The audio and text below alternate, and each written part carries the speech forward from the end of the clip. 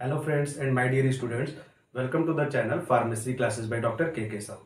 आज के इस वीडियो लेक्चर में हम सॉल्व करने वाले हैं यूनिट ऑपरेशन से एक ऐसा क्वेश्चन जो कि मोस्ट ऑफ द एग्जाम में पूछा जा चुका है और साथ साथ ये फार्मासिस्ट सिलेबस को भी कवर करता है।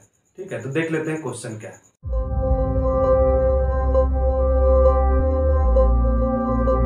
So the question is which of the following mill is used for grinding of hormones and antibiotics. ठीक है, मतलब इनमें से कौन सा मील यूज होता है हार्मोन्स और एंटीबायोटिक का साइज रिड्यूस करने के लिए। ठीक है, साइज रिडक्शन से क्वेश्चन पूछा गया है। तो ऑप्शन देख लेते हैं। Option A edge runner mill, option B disintegrator, option C roller mill या फिर option D fluid energy mill. ठीक है, तो क्या हो सकता है इसका आंसर। आप वीडियो को पॉज भी कर सकते हैं अपना आंसर जानने के लिए। ठीक है, अगर आप तैयारी कर रहे हैं तो वीडियो को पॉज कर लीजिए, देन आप मेरा आंसर सुनिए। ठीक, so right answer for this question is option D fluid energy mill. तो अब हम देख लेते हैं फ्लूइड एनर्जी मील काम कैसे करता है, मतलब उसका प्रिंसिपल ऑफ वर्किंग क्या है।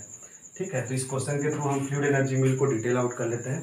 तो इसको समझने से पहले मैं अदर मैकेनिज्म जो होता है जिससे साइज रिडक्शन होता है अदर इक्विपमेंट से, वो मैं बता देता हूँ आप लोग को। तो टोटल 5 मैकेनिज्म्स हैं। ठीक है, जिससे कोई भी जो साइज रिडक्शन के इक्विपमेंट है वो काम करते हैं। पहला है कटिंग, देन कंप्रेशन, थर्ड है impact, fourth attrition and the fifth is combined impact and attrition. मतलब ये दोनों मैकेनिज्म को मिला दिए तो फिफ्थ मैकेनिज्म बन गया।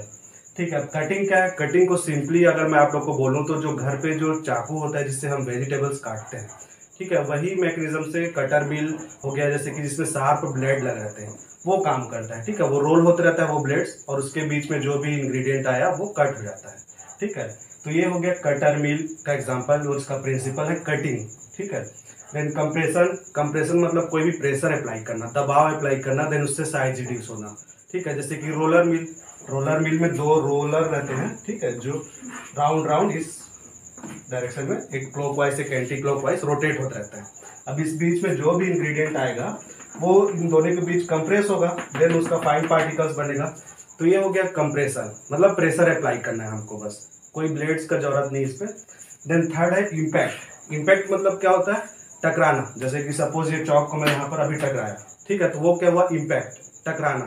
तो कोई स्टेशनरी फेस पे कोई चीज टकराता है जब, तो उसको हम बोलते हैं इम्पैक्ट होना।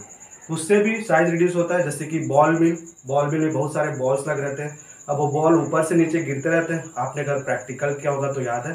तो वो बॉल उसको टकराते हैं, ठीक है, इम्पैक्ट होता है, तो उससे भी साइज रिड्यूस होता है। तो इसका एग्जाम्पल क्या है, बॉल मिल। एग्जाम्पल्स भी आप लोग याद रखते जाइए। ठीक है, यहाँ से भी क्वेश्चन आता है। इसका क्या है, रोलर मिल और कटिंग का कटर मिल। ठीक है, देन हम आ जाते हैं एट्रिशन पे। तो एट्रिशन पे मोस्ट ऑफ द कंफ्यूजन होता है बच्चों को, बार बार उसको भूल जाते हैं, समझते भी हैं तो भूल जाते हैं। तो एट्रिशन को सिंपली आपको मैं समझाऊं तो क्या होता है, रगड़ना। रगड़ना आप समझते हैं, फोर्सफुली रगड़ना। ठीक है, सपोज हम घर पे जो सिलबट्टा देखते हैं, ठीक है, सिंपल एग्जांपल, तो उस पर मम्मी जो करती है क्या करती है, टमाटर को लेती है और उस पर फोर्सफुली उसको सीयर करती है, मतलब ठीक है, उसको फोर्सफुली उसको मूव करना चाहती है टमाटर। तो वो एक कंप्रेशन भी हो रहा है प्लस सीयर भी हो रहा है, समझ रहे हैं, दैट इज कॉल्ड एट्रिशन। और एट्रिशन कुछ नहीं। तो एट्रिशन को मैं सिंपली आपको समझाऊं तो क्या है, कंप्रेशन विथ मूवमेंट। ठीक है, मतलब ये क्या है, कंप्रेशन भी हो रहा है इस पे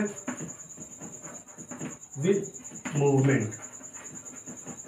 ठीक है, मूवमेंट करते हुए हम कंप्रेस कर रहे हैं। यहाँ पर देखिए कंप्रेशन में सिंपल अगर कंप्रेशन की बात करें तो पार्टिकल्स यहाँ पर आ रहे हैं और यहाँ पर कंप्रेस हो जा रहे हैं, देन फाइन पार्टिकल्स में टूट जा रहे हैं।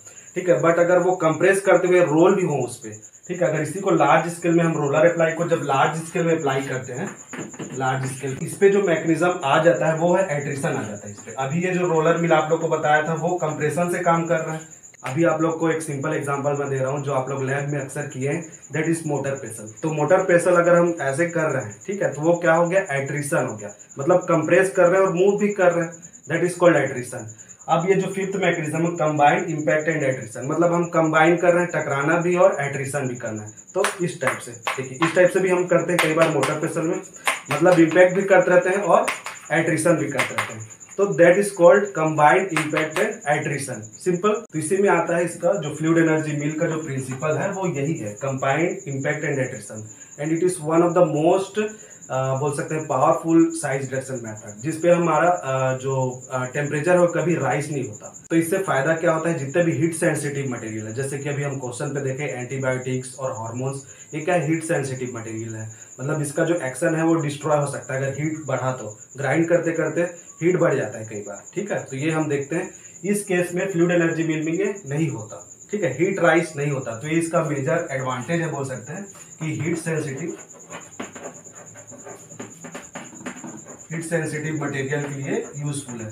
जैसे कि विटामिन हो गए, हार्मोन्स, एंटीबायोटिक, सल्फोनामाइड, इस टाइप के जो मतलब बहुत ही सेंसिटिव जो केमिकल कंस्टिट्यूएंट हैं, उसके लिए इसको अगर हमको साइज रिड्यूस करना है, उसके अगर एक्शन को बनाए रखना है और हमको साइज रिड्यूस करना है, ठीक है, तो उसके लिए fluid energy mill is the best. और ये पूछा भी गया एग्जाम में, ठीक है। अगर इसको और भी मैं एक सिंप्लीफाई एग्जांपल दूं, जैसे कि कटिंग मिल में क्यों हीट बढ़ जाता है, तो मिक्सर ग्राइंडर जो होता है घर में आप देखे होंगे, वो कटर मिल के प्रिंसिपल पे ही काम कर रहा है, ब्लेड है वो जो मूव कर रहा है, ठीक है। कटर मिल में भी वैसे ही होता है। तो उस पर अगर आप मसाला पीसते हैं और जो सिलबट्टा होता है उस पर मसाला पीसते हैं, तो दोनों में अंतर है कि नहीं। तो जो मिक्सर ग्राइंडर होता है उस पर आप देखेंगे अगर मसाला पीसते हैं तो उस पर थोड़ा सा हीट आ जाता है, मतलब उसका टेम्परेचर राइज हो रहता है, थोड़ा सा गर्म महसूस होता है।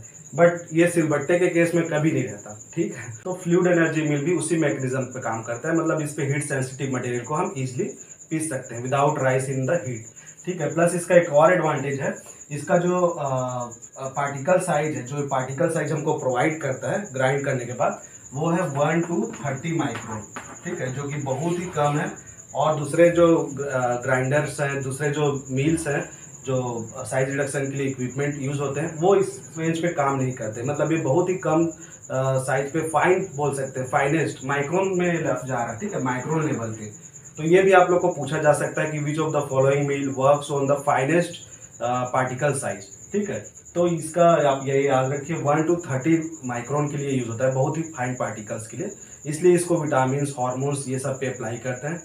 तो ये सब तो हो गया इसका एडवांटेज फ्लूइड एनर्जी मिल का। अब इसका डिसएडवांटेज क्या हो सकता है, डिसएडवांटेज भी आप याद रखिए ना, किसके लिए यूज नहीं होता, तो स्टिकी मटेरियल, ठीक है, स्टिकी या फिर सॉफ्ट जो बोलते हैं हम, ठीक है, जो चिपक जाता है इसलिए। तो फ्लूइड एनर्जी मिल क्या होता है, स्मूथली रन मांगता है, ठीक है। उस पर अगर कुछ स्टिकी चिपक जाए, उस पर एक लूप टाइप का रहता है। इसका जो डायग्राम आप देखेंगे तो कैसे रहता है, एक इस टाइप से लूप टाइप का इसका रहता है। यहाँ से हम इनलेट करते हैं, यहाँ पर फ्लूइड इनलेट रहता है इस टाइप से, और ये रोटेट होता रहता है यहाँ से, और यहाँ पर ये आउटलेट रहता है इस टाइप का, यहाँ पर ये सीव लगा होता है। तो ये कंटिन्यूसली ऐसे होता रहता है, और यहाँ पर से एयर या फिर जो गैस है या फ्लूइड है उसको हम इनलेट करते हैं, ताकि ये रोटेट होता रहता है कंटिन्यूसली। और यहाँ पर हमको जो फीड मटेरियल करना है, जिसको हमको ग्राइंड करना है, उसको हम डालते हैं। तो यहाँ अगर चिपक गया इस लूप पे, कहीं पर स्टिकी मटेरियल आ गया, तो उसके मैकेनिज्म को वो हैम्पर कर सकता है, ठीक है। एट्रिशन ठीक से नहीं हो पाएगा, इम्पैक्ट भी ठीक से नहीं हो पाएगा। तो स्टिकी मटेरियल के लिए सूटेबल बिल्कुल नहीं है। तो ये ऐसा क्वेश्चन भी पूछा गया है ना कि विच of the following mill is not used for the sticky material, ठीक है, not suitable for sticky material. तो फ्लूइड एनर्जी मिल का एक डिसएडवांटेज हम बोल सकते हैं, स्टिकी मटेरियल के लिए ये यूजफुल नहीं है, ठीक है। तो स्टिकी मटेरियल के कौन सा है जो मिल जो यूजफुल है, तो उसका एग्जांपल है रोलर मिल हम बोल सकते हैं, या फिर हम जो डिसइंटीग्रेटर ऑप्शन पे देखे थे, ये भी स्टिकी मटेरियल के लिए बेस्ट माना जाता है ये सब मिल, ठीक। एक यहाँ पर मैं आपको टेबल शेयर कर रहा हूँ जिसपे ये सारे चीजें लिखे हुए हैं, इसका आप स्क्रीनशॉट ले लीजिए, ठीक है, देख लेते हैं टेबल, इस पे सारे चीजें हैं।